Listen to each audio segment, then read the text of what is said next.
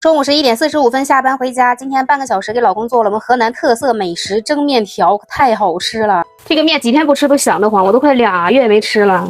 我買的還是這種面，我覺得吃來吃去還是這個扁的比較好吃。水開以後計時得15分鐘。我今天熬個大米湯喝，不做那個鹹湯了。小時候我們家做蒸面條都是熬大米湯，就特別的解膩。上氣以後小火5分鐘就行。主要是因為冰箱裡還剩了點豆角，我才想着去做這個蒸面條。這樣給它洗完之後，切完就不用再洗了。豆芽是必不可少的。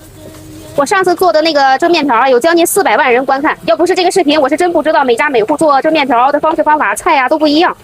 還有放西紅柿的，放番茄的，放啥的都有。還有不喜歡吃豆芽的，多好吃啊！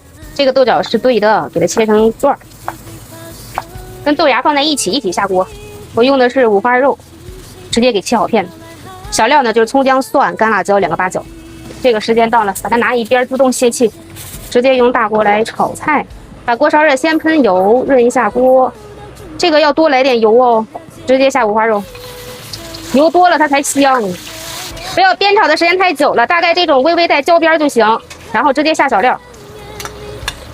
煸香以后可以直接先調味兒，多加點老抽給它上個色，來點生抽味達美，加點鹽，山海鮮。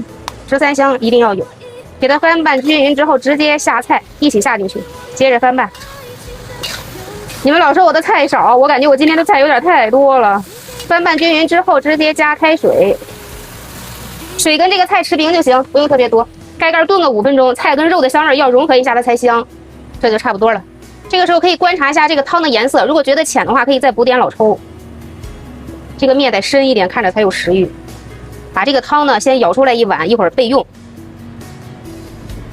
蒸這個麵條跟蒸饅頭一樣，關火以後要燜2-3分鐘。這個是非常的好抖開的，你看，基本上一抖就開了。倒進來一半就行。在這裡我插一個題外話，功夫女足你們都去看了嗎？看得我是熱血沸騰啊！舀出來的那一碗湯用不上了，這個基本上就足夠了，都拌勻就行了。然後再直接給它放到蒸屜上面去，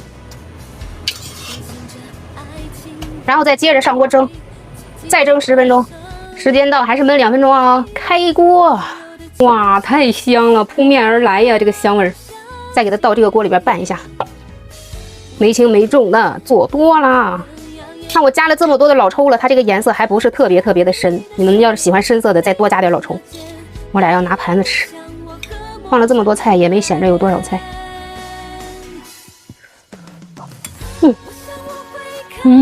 好好喝。下午要上班就不吃大蒜了。這個大米湯真的超級的解渴又解膩哦，到盤子裡涼得更快。昨天涼菜拌多了，還剩了點，一起吃。好了，我們要吃飯嘍。